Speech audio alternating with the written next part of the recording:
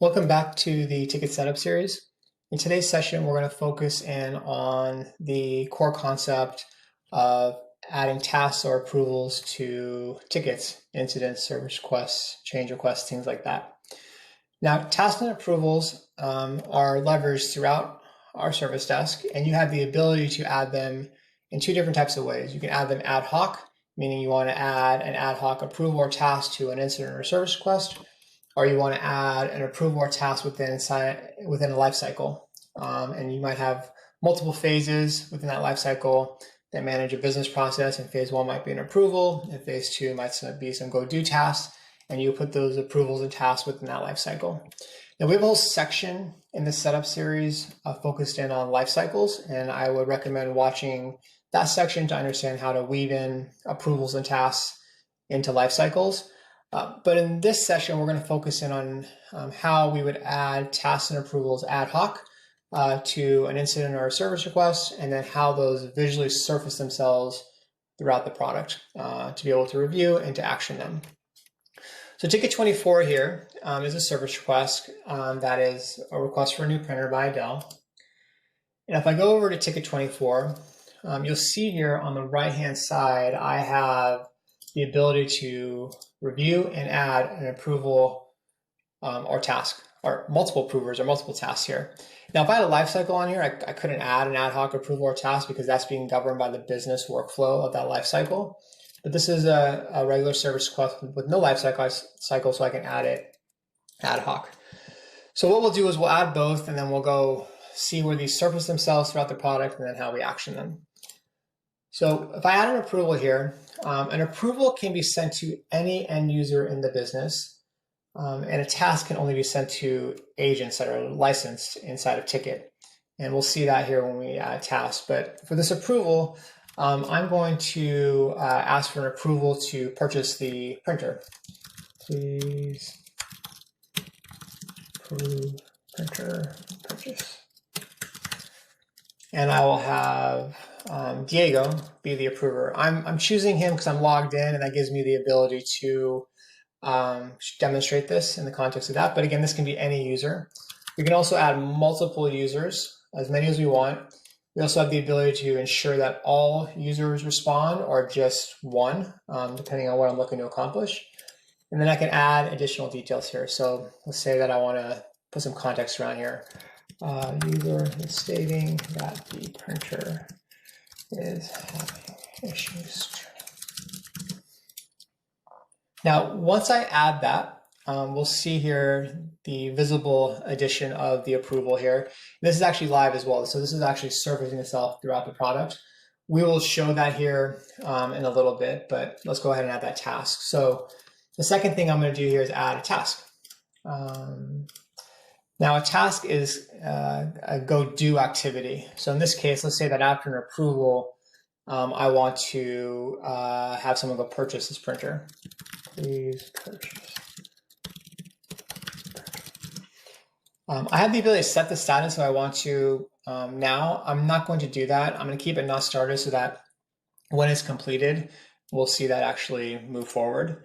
And again, I'll send this to Diego just to be able to containerize this presentation because I'm logged in as Diego. So we'll create that, and we'll add a task to this ticket, which is also live here, and we can actually action now. Now that we have the approval and the task here, we're going to pivot into where these two items visually surface themselves.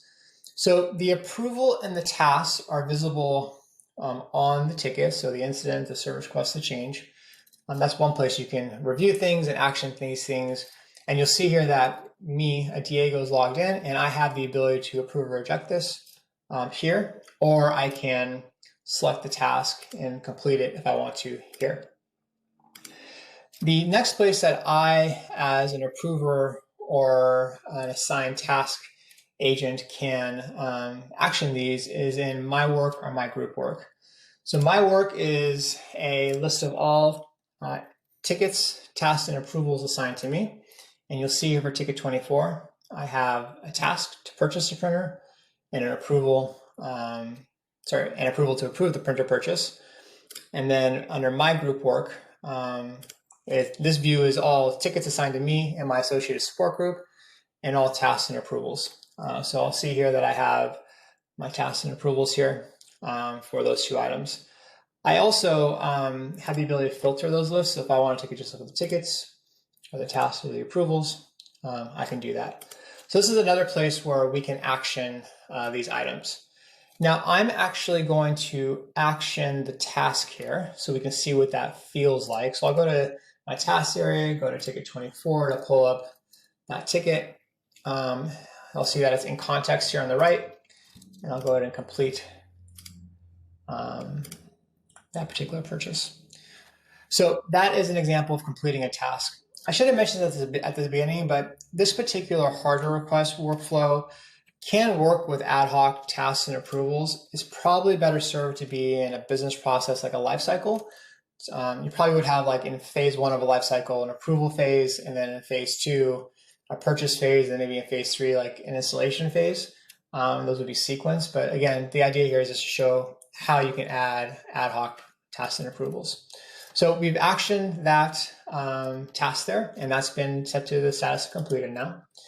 Now, an approval and task also show up in Teams. I'm going to focus on the task just for a moment. I completed the task here on the ticket because I am actually not going to get the task assignment notification from Tikit when I assign that ticket, that task to Diego, because I did it myself. And whenever an agent creates a task and assigns it to themselves, we don't send out the notification because we assume you know what you're doing and you're not going to get that assignment there. So that's why I actioned it in the web. But if it was assigned to someone else, that assignment will come in here and you would see the ability to review that task and then complete or fail it or move the status around from here. Now the approval also shows up in Teams. It shows up actually in the Tikit Virtual Agent app. Now the reason for this, and maybe I didn't highlight this clearly, Tikit is where agents work, and that's why I would get the task assignment notification there. And Tikit Virtual Agent is where end users work. And because we can assign an approval to any end user, we have the ability to send this notification to anyone that has Tikit Virtual Agent installed, and they would receive that notification here. So this is a place where I can also action it. The third place an approval can be actioned is in the help portal, the request portal. So if I refresh this, what we'll see here is at the bottom, my Ticket 24 approval, because I am an assignee of that particular service request, and I have the ability to action it here. The last place we'll send an approval is via email. So you'll see here, Ticket 24 sent me an approval, and I have the ability to action this here. I'm going to action this in Tikit Virtual Agent because visually it's a nice little clean experience, and I wanted to highlight that. So you'll see here that this has been visually been approved, and this will actually update the ticket and then move things forward accordingly. If I drop back to Ticket 24, I'll go ahead and come to 22 and then come back to 24.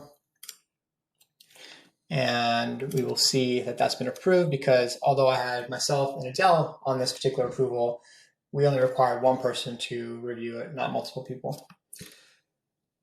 I want to thank you for taking the time today. Appreciate you reviewing this setup video and looking forward to seeing you on the next one.